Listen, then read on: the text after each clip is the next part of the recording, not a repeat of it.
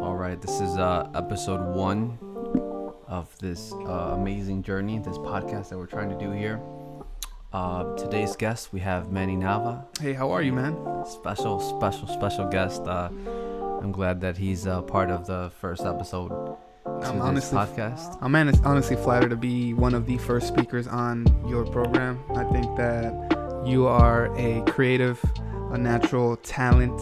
I think that this first milestone, this first episode, if it's the first, it doesn't matter if it's not. I just think it's like the beginning of something very spectacular, and I'm excited. Awesome. Thanks for the kind words. Honestly, this is something that's been just sitting on my mind for a long time. Well, I've always wanted to do. I just never thought it to be coming to fruition because for one reason or another, I just focused on other creative outputs through photography and video and stuff like that. I felt like that was kind of like my outlet, my main thing. But this is one of those things that I just always wanted to do for fun. I think it's great for those that do it. And also at the same time, I always felt like a little bit discouraged because I always felt like people did such an amazing job at it. And I felt like, man, I don't know, I'm such a perfectionist with these artistic outputs that I felt like, man, maybe I should not try it because I don't know that I'm gonna be at that level or whatever. But you know what, I just decided for this to just be whatever it needs to be, and it needs to be my outlet and have fun with it, basically. Yeah, it's all part of the journey, getting better and improving. I'm like you, where I look at podcasting and people who do it, it's really only focused on audio. So if you got your audio down, then you pretty much are at the top. So we did a couple test runs already and we sound amazing. So I mean, you're off to a good start.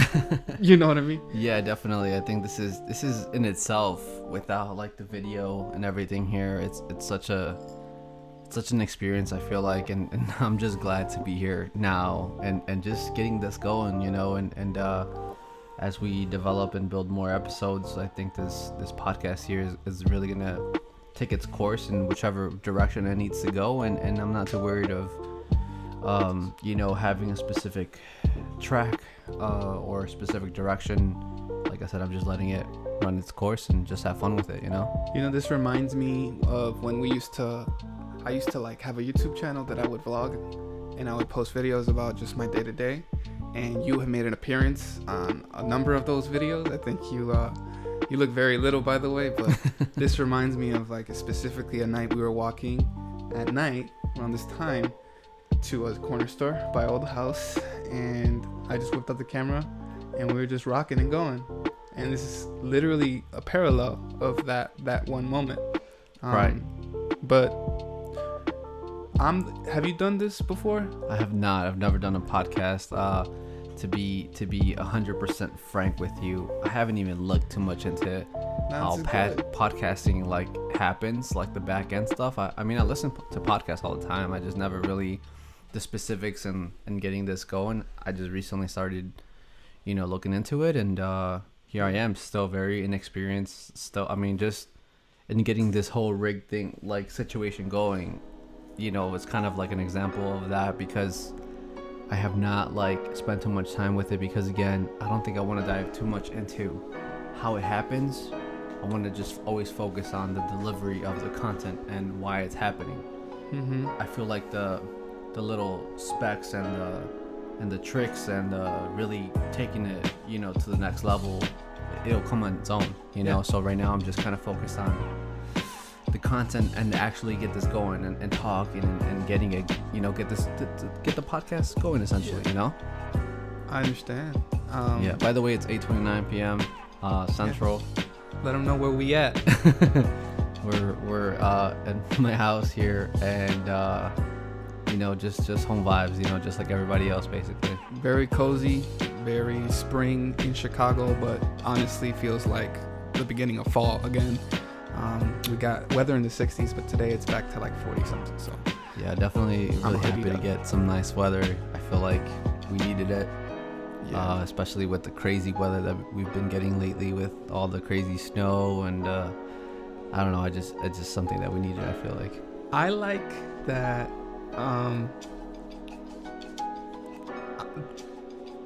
Who am I? You know what I mean? Like who am I to you? So, go ahead. Yeah, no, that's good. That's good. So Manny here to give you guys a little bit of backstory for those that don't know, because I do feel that I'm gonna post this, and immediately like family and stuff is gonna pick up on this, like as it usually is, right? Yeah. But for those that don't know and are just jumping in on this, Manny here is my brother-in-law's brother. So my sister married his brother. That's how it goes, right? So my sister married his brother, and I just built a really good, strong connection since like day one with Manny. I've always seen Manny as like my little brother, and always like kind of just see it like that. You'll hear at times like we'll refer to each other as like cousins, brothers. Like honestly, it's all in that like together. Just yeah. We're that togetherness, but you're more like a brother to me. And same.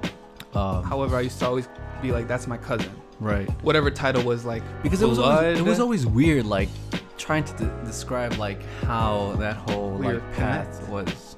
Yeah, how we cross paths. Yeah. And you never want to go explain because it'll take too long. It's weird. So you always go like the short, and then like once you get to know the person, whoever is really like intrigued by that relationship, then you can carry that conversation whenever it's fit.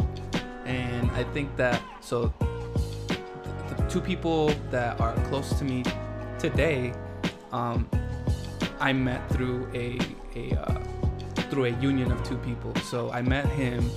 I'm talking about Hector, through my brother and his sister getting together, and I met my now wife through Hector and his current wife coming together. Correct. So like, it's just honestly, there's a lot of funny. backstory. There's a lot of just like how that works and the family situation, and obviously like you're my wife and her sister, and you're married to her, and how that is like, even early on, to give you a little bit, like a tad bit of history, even at a younger age, we dated our now wives.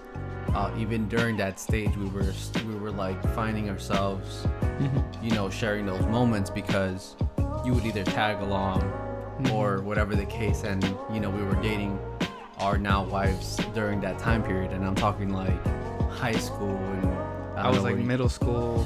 Yeah, middle school time. So so now that this is like now the situation, I don't know, it's really cool, and I feel like we share a lot of like commonalities. I feel like I don't know, I think we share mutual yet very different mindset towards like a lot of stuff, but I think we're connect really well, and I think that's why this bond is like the way it is, I feel like. Yeah. And definitely one of the relationships I appreciate the most. Likewise. Yep. Yeah, man, special. It's a special bond. And man, I'm excited to be here, bro. Yeah, I'm glad to have you here. I mean, like I said, to me, Manny is like my go-to person with anything creative. Like I just feel like I always like to bounce an idea off of Manny, because Manny is not like a yes man. He's not gonna just say, oh no, yeah, you could do it or whatever. He might give you that answer, but it also comes with like some like really good input that's not just based like, oh yeah, you can definitely get it done or whatever. It's like, yeah, like do this, but also like, hey, maybe keep this in mind or try that, or I've seen this. And the fact that you're also very creative in various ways and methods, and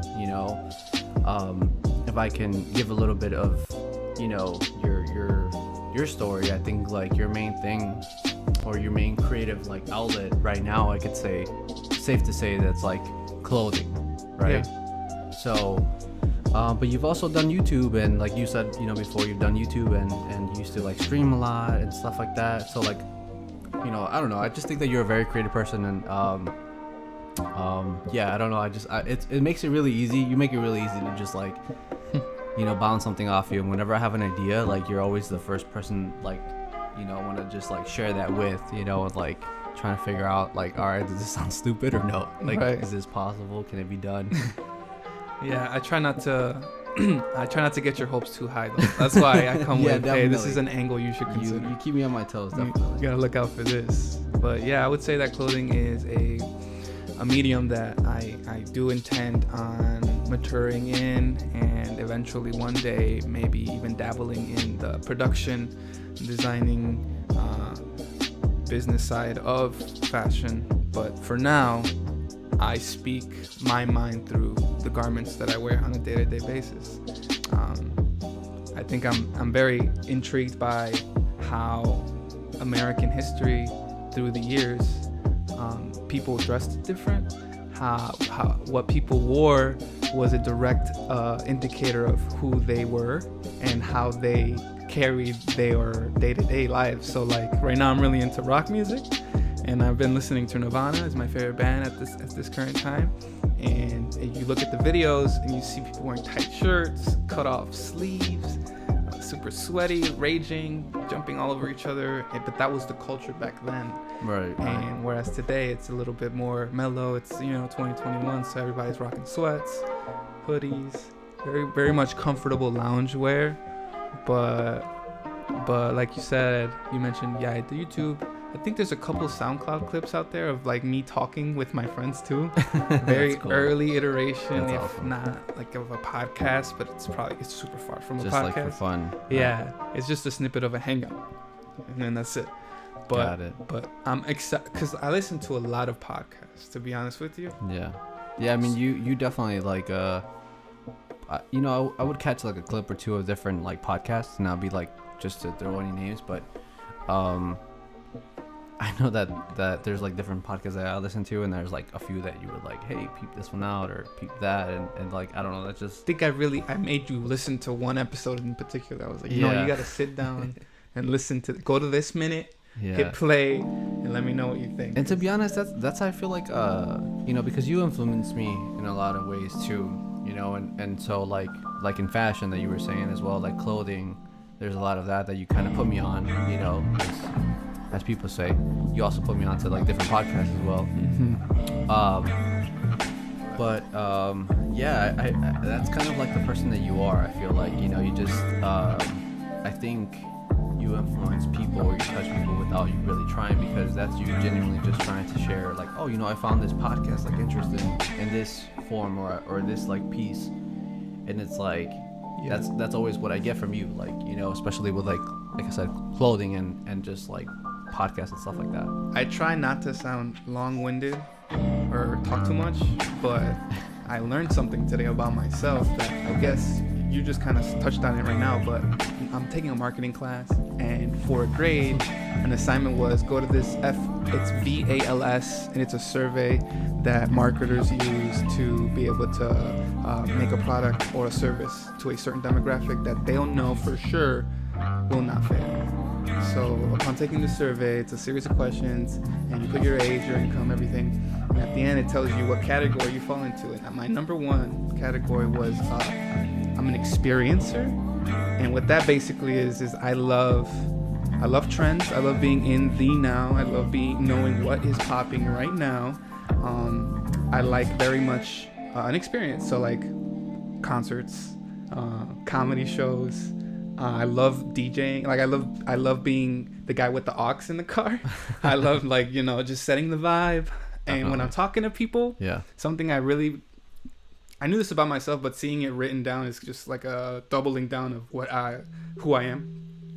So when I'm talking to people, I look at them and I'm very sensible to their nonverbals. So like if I see that somebody is like straight faced, right, I will switch up the topic, or I'll cater because to them. Because you don't let the moment die there. You're all about the experience and creating that moment, right? Even if it's not there necessarily. And I hate that I'm like that sometimes, because I'll let somebody's nonverbals speak loud to me, and maybe and sometimes people don't maybe it's just that they're having a bad day, right?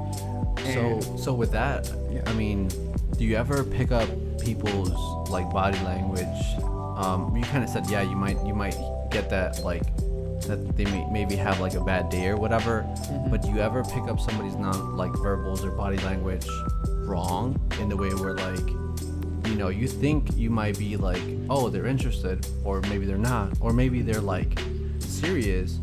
Like, for example, say like I'm a serious person, right? And like say I'm not, like, I don't know, I'm just like really serious, and you're talking about like a very, you know, topic that's like very interesting to you, and you're really into it, and you're talking about it, like, let's just say clothing, right? But I'm serious, and maybe I look like I'm mad or whatever, like I'm frustrated right now. But then, you know, like, what if I'm really interested in what you're saying, that I'm just focused?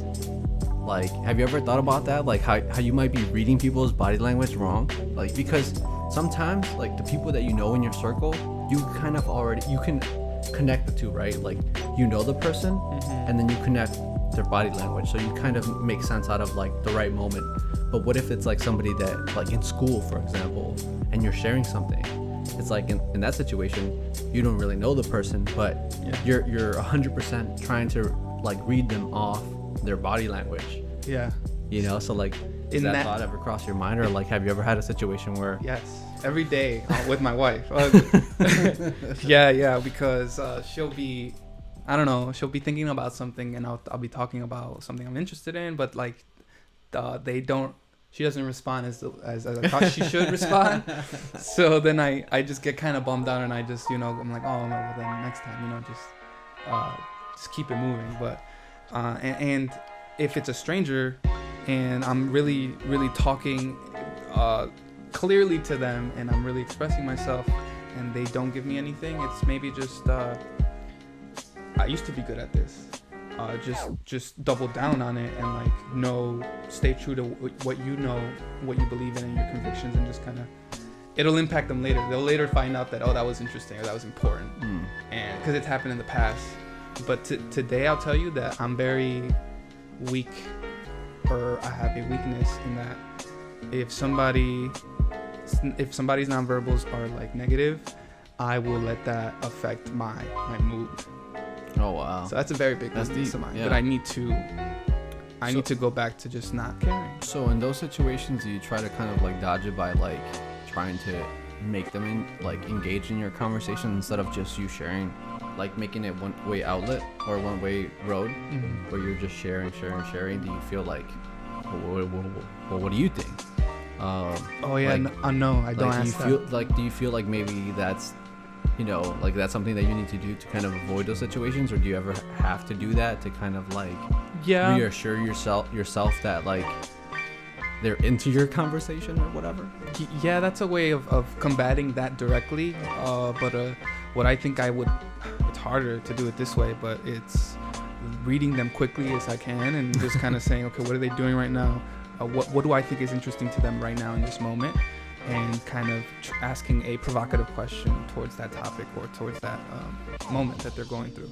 But I'm most likely not going to do that, and I'm just going to shut up and just, you know, and walk just, away. Like, completely shut down and let it affect your day or and mood deal or with whatever. It. Yeah, and not let it get too deep. But, you know, like, that's really tough, because, you know, it's hard to have somebody like or be engaged in everything that you're engaged with, right? Yeah, that's like, true. I guess I'm selfish. Everybody, that's kind of selfish.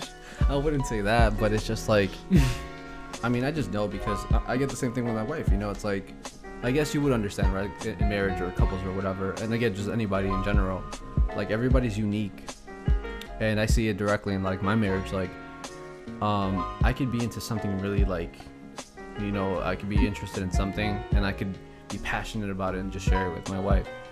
But, you know, the way that I'm sharing it, or how emotional or excited I am about it, might not be the way that how she's gonna receive it.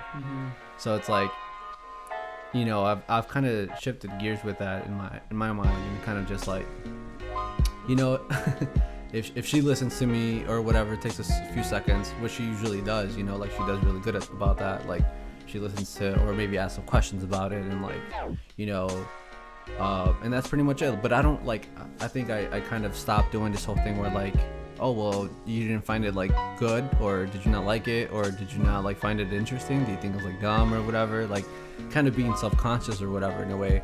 But it's like, you know, I've learned to understand that like everybody's unique and everybody likes different things. But you know, same with when somebody shares something, you know, with me that I have like no care in the world about. You know, you could be talking to me about your collection of like stamps, you know, and you can be like, with me it's different because I would like to ask you at least a few questions and understand like why you have that passion in the first place, if I find it random or weird. Right. But then I'm gonna be like, well, okay, you know, that's nice, you know, I might not be interested in it, and like just let it be. You know, I'll try to like give them that reaction that I would sort of like. But you know, at the end of the day, like everybody's unique, so I don't know, it's just tough to like, I guess that's why communities exist, right? Like within fashion and fit, like anything, like shoes and stuff like that, right? Like people tend to stick with their own because they're into the same thing and they can talk and be passionate about certain things. That's why, you know, trends are a thing, you know. And I like that you mentioned that you like to live now and following the trend with like what's going on. But I feel like that could be that's a big misconception, because you know, you're just like a follower or whatever. I would like to kind of defend you a little bit on that, where like you don't just like, oh, you know, everybody's wearing red shoes now, I'm gonna do a red shoe. Like in your situation, I like to believe, because I know you really well, you know, you're gonna talk about like why that red shoe happened, who started wearing it, maybe who was like the trendsetter. Yeah. What's his life about, or her life? Like what happened behind that whole situation? What are the different iterations of red within that shoe?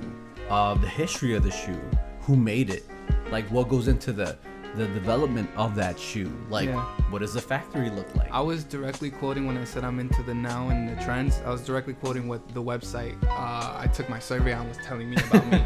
So I would disagree in that regard. And yes, thanks for defending me, but you also accused me of being a follower. No, I'm just kidding. But that I would want to be in the future, and I'd like to be the one who creates the trend, or the one who makes something that's never been done before. Well, to do that, you have to understand how trends happen, right? So I think that's why, you know, you're so in tune with that, because that's very true. You know, how are you gonna know how it happens if you don't really understand like the process of, you know? Right. What came before? Yep. Exactly. Now, how do you feel? Yeah, so I mean, I just you know, you're a deep thinker and you go into something really deep. So I want to just say that it's not just one of those situations where it's like, oh, you know, everybody's doing it, I'm gonna do it too. It's like, I think you also do it in a way where like you make it your own, you know, create your own unique trend, if you will, based off of that one trend. Yeah. You know. And you're a trendsetter. I mean, you know, when like with fashion and stuff, like I said, like you put me onto one clothing brand specifically that, like, you know, all it took was just the share of the story with me, and then I went on and did my own research, because I like to know sometimes, like, if owners and designers and, you know, people in general, right? Like I like to match my ideas and my background with them. And if they don't go in, or they don't fit within like my mindset or the way that like the way I see things, then, you know, I'm probably gonna stay away from that. But if it's something that I you know can vouch for and like stand behind, then I will.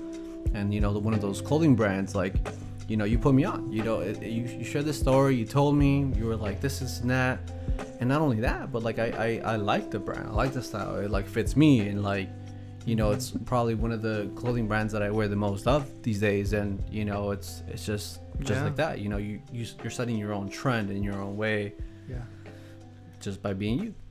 Yeah, no, there's a whole job dedicated to that in music in particular. It's called A&R. So what their job is to look for the next up and coming rapper, singer, songwriter that has a unique sound to them, and that they believe will be a big hit and success in the music industry. So yeah, no, I mean, I don't know if there's A&R for fashion, but I guess that's what I am. Well, I think, to be honest, I think that's kind of like how everything is these days. Speaking of trends and stuff, I think, I don't know that it's always been like that, but I feel like more so now that's how it is. I feel like music and artists in particular are the ones doing the trends, specifically when it has to do with like fashion and how like what's appealing and what isn't these days. You know, like you can talk about like your Travis Scotts, for example. You know, that like all of a sudden they're like this super hype, you know, artist, and you know what, like I'm gonna have a deal with McDonald's on a burger, and all of a sudden everybody goes crazy. You know, like they just, you know, ripping the stickers off the freaking wall because he's in it or whatever. You know, like trends like that. You know, I just feel like music or artists specifically, and correct me if I'm wrong, but I feel like that's kind of like how it goes. You know, with I don't know. I'm taking a trends in American music class, and I'm forced to listen to these artists and genres that I wouldn't have ventured into, because I'm very much hip hop. I'm very R&B, and that's pretty much it. Or now rock. But so in listening to Who's your favorite rock band right now? So Pearl Jam, Nirvana. I listened to a Jimi Hendrix song last night. So old tunes. Yes, old but gold, like American rock grunge, like Metallica. We had Eric show us a couple of songs that he appreciates. Of course. And I just love how, similar to the Travis Scott example you used, how a music artist can transcend music and how whatever he touches is gold. Metallica was like that. It was such a new sound, and a sound that young people resonated so much with that their t-shirts flew off racks. Merchandise to this day gets resold. It's been worn by so many people. It's probably been sweated in, lived in. It has. I bought one that has holes in it, but the value holds because of the significance of what that band was able to do, how much it was able to influence the world. It's like also history, right? Like it's like holding a piece of history basically, because in that point in time, you know, this clothing article or clothing item was being worn during a specific key time period or moment in time that like, you know, like in rock and the trends that were happening then. So like you're holding a literal piece of history. So, you know, I was born and raised in a Christian household, right? And my mom to this day is a servant of the Lord. She prays. I've never met anybody who's prayed as much as she has, right? That's great. With so much passion. So being raised in a household that way, sometimes there is some religious mentalities that come with being, you know, just going to church. And one of them in particular is that if a band is perceived either in the public or they specifically are, you know, like dark and evil and, you know, 666 or whatever, if it has that reputation, well, obviously the merchandise, their band logo has you can't listen skulls to in it, like exactly, oh my God. That represents death, which means you're gonna go to hell, and now I'm gonna go to hell for knowing you. No, like that's irrational thinking. Yeah. But as a kid, you're raised and taught these ways of thinking that unfortunately, you live by it and you obey. So you're basically saying that you got to experience a lot more of that now than you did before. I'm living life now, man. I'm listening to what I want to listen to. You were in chains and now you're free, dude. I was only I was raised off Christian music, and now I can listen to whatever. Right. But no, it's just that mentality. Because tying it to the Metallica t-shirt, it has holes in it. The t-shirt I just bought, it's a black t-shirt from 1994. And you know, who knows what happened in it. If I was a kid and I told my mom that, hey, I bought this shirt, it's Metallica, she'd probably be like, you know how many upset killings the person who wore this shirt committed or something, you know, just irrational thinking. But I'm happy that through college and through living life, you're able to adopt new ways of thinking. Of course. That you benefit from. That like shape you. Right. And mold you. So when do you feel like your passion for fashion became about? I always liked presenting myself in a particular way, whether that be I don't know, being youthful, being young, being trendy. I always liked dressing for the occasion, or just fitting a look or having a look significant signature look. So when I was a little kid, I would go to the mall, and I would spend hours in the mall, and I would be in the dressing room trying on several articles of clothing until I found the one that fit the best, or that I liked the way it looked on me. So it started there, and then on YouTube, you learn everything through YouTube nowadays. And I was very early on YouTube. This year, right? Yeah, we just watched a tutorial before this, figuring out the mic situation. That's true. That's very true. So, learning about brands, learning about designer, learning about luxury, learning about the clothing is not just a resource for you to not be naked. It's also an avenue to express yourself and your taste and who you are. It's a conversation starter. It's a signifier. It shows you status. It tells you what your favorite color is. I mean, memes on t-shirts, they're crazy right now, or they've always been, like, just typography and images, graphics. But what was the question? Like, what was like, how did it like become a thing for you, basically? How, like, when and how did it just like become a thing where, like, I guess it's always a piece of clothing now had to like mean something or have a significance, a story? Yeah, before I can purchase this, because I feel like that's kind of where you are now before buying anything, really. It was the way I was raised. I just bashed it right now because of the irrational thinking of it. But no, what it actually did teach me was that everything has a story, the way that the world is created. I guess? Yeah, like, God is so intricate, and no human mind can ever wrap its head around God, or will ever be able to use words to describe how great he is. Right. We can always try, and they've been trying to this day, but no one will ever like truly know the depth of God. So he's such a great storyteller, and clothing, or whatever I touch, right? Whatever I'm into, I want to know everything about it. I want to know how I can use it now to tell my own stories. Yeah. To share that with people, to share with you. Yeah, definitely. Which I appreciate a lot. And for me, like, I also have, like, I've always had this, like, the thing about fashion and clothing. I will say that I think, like, I've never fit a one specific, like, genre or style. I felt like I've always been able to, like, pull certain pieces from different like things, because I'll use one of the examples, like when I was in high school, like I think freshman or sophomore, I think like rock was a thing, and people would dress like rocker-ish, but I'm still dressing like, this is when clothes are loose fit, I don't like using this word, but like, some people would describe it as like, oh my god, like you look like a gangbanger, if you will, because clothing is like very loose. Jeans are like, at this point I didn't know what like a good fitted pair of jeans was. It's like everything's like loose, and shirts and whatever, really baggy, right? But then I'm like, people are like really into rock and really like colorful pieces of clothing and stuff like that, like with like, I guess, black and like the neon, like purple, and like the neon, like pink, and like the really rockerish look. I don't know how to describe it, right? Like emo, like emo, if you will. Yeah.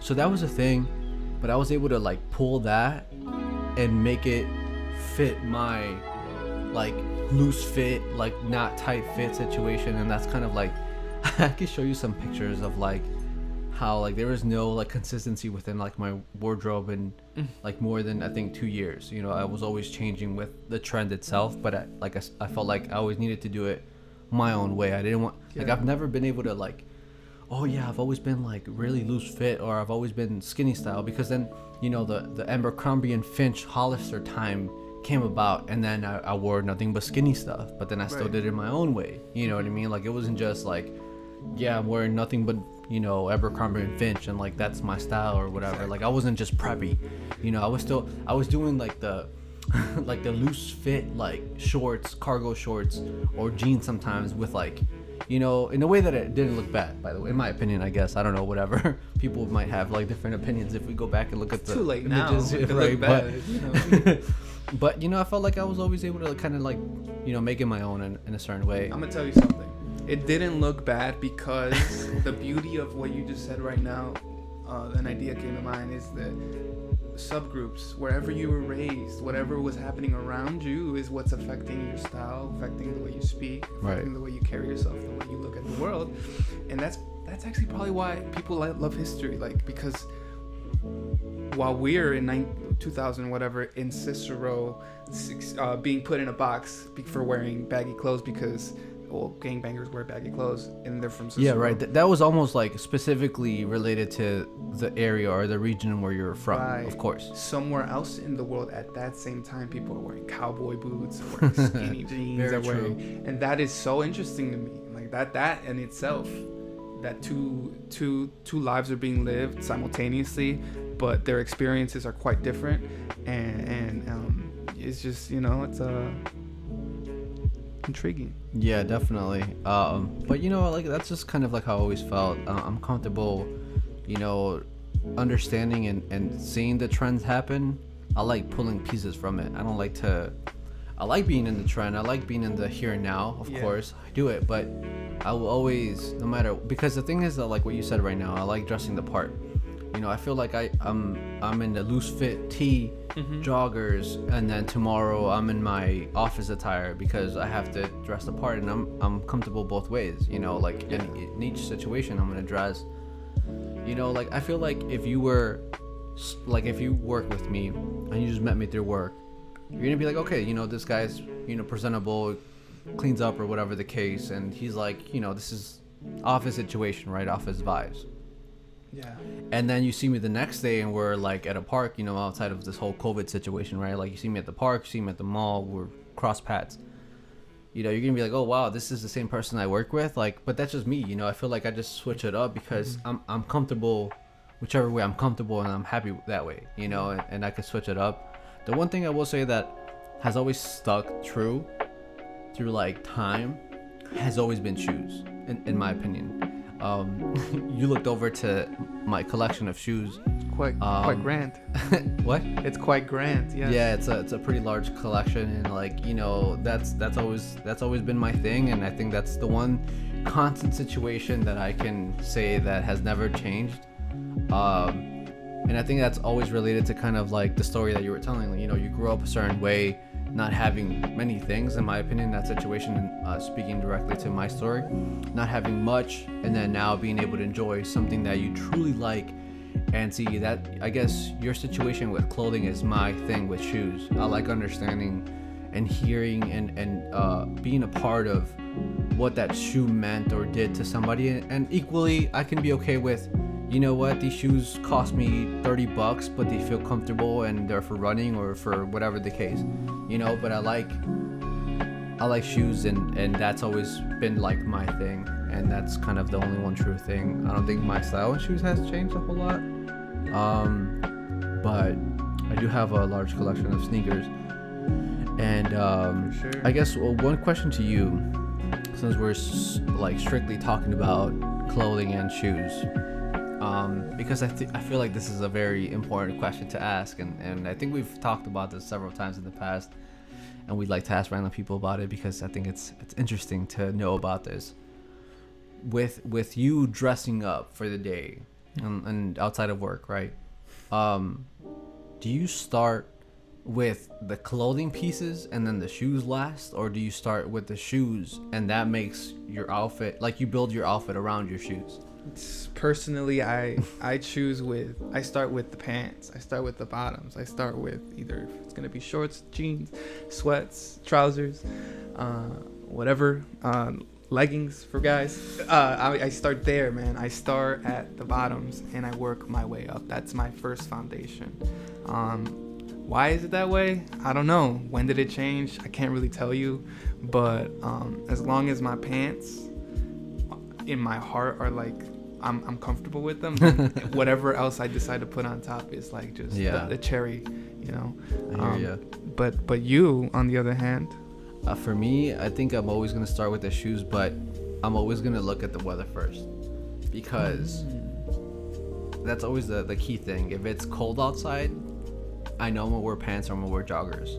So I already know what shoes I'm gonna wear. Yeah. And I'll build the outfit around that now. Because some shoes, in my opinion, this is just me and whatever, like you could disagree, or anybody could disagree. Some shoes look really good with shorts, and some shoes look even better with like pants. And I wouldn't mix and match the situation there. So like if the weather is good and we're talking about like a hot day, then I'm always gonna start with shoes first, no matter what. Yeah. I just go in knowing like, all right, I'm gonna wear shorts today, and that's it. I build my outfit around it always, no matter what. And that could be shorts next or top next or whatever. But I'm starting with the shoes. Solid, man. You know how people say my style of dress is preppy, or it's athleisure, or it's this and that. These categories that people have today about fashion, I think those are gonna be broken. And I think everybody, kind of similar to how you remixed the emo look with the gangbanger quote unquote look, and you were able to fuse all these worlds around you and make it your own. I think everybody's gonna do that. Right now it's very much traditionally go to the mall, see an outfit on a mannequin, and go look or for online, pieces. right? Or nowadays, look at the images and try to build that outfit. But I think people are going to become more creative, and they're going to be fluid, and they're going to remix everything. Because in particular, there's a person who was here yesterday whose style is that Jocelyn's best friend. I would say it's her best friend. I don't know. I'm a master. Right. Yeah. Like long time. Best friend. That person can put a fit together, and it's like, okay, well, that's not supposed to be there. But that's also like very loud, but it works. Right. You know, you just jump into your closet, you come back out. Yeah. But it works. Yep. And that's also what I strive to do, but a little more order, a little more, it's, yeah. But I think everybody is gonna be that way, and I really appreciate people who think that way, or people, because you are the other person who does that too. Right. Especially you did it early. Yeah. In 2000. Yeah, definitely. I also think that malls are not gonna be a thing in the future. Yeah. I think it's already starting to be that. That's safe to say. Yeah, and online shopping, I mean, that's what I do mostly. There's some things that you can't avoid doing online. I mean, you can't avoid doing in person, but yeah, you're right. I mean, it's this thing of always building your outfit and just, kind of just some people. Our sister-in-law, Carla, we talk about her older sister, her younger sister, my wife, or her middle sister, my wife. Right. One of them is girly. The other one is like. Right. It goes from one extreme to the next. Right, but she's in the middle. She could do both. She could be girly. She could get done up, but she could also be in loungewear and be comfortable and nothing. Her image is not tainted or affected, but it's actually elevated because she can make that work. I think that has a lot to do with how well you receive different things and how open you are to try things. Because if you're just, again, that might also be your upbringing or the way you're influenced. But if you're able to kind of just like, you know what, I'm just going to give this a go. Yeah. I think like you're going to be open to swinging in either direction, And also I think a lot of that has to do with like also like body type. Like if you're tall, short, if you're hefty, if you're skinny, I think a lot of that has to do with that. But I agree. Yeah, man. All right. Well, I think we're going to end it there for today. I think this is a beautiful first episode, and more to come. It was a pleasure having you here today, Manny. And, it's always fun talking to you. So thanks, man. Thank you. Peace out.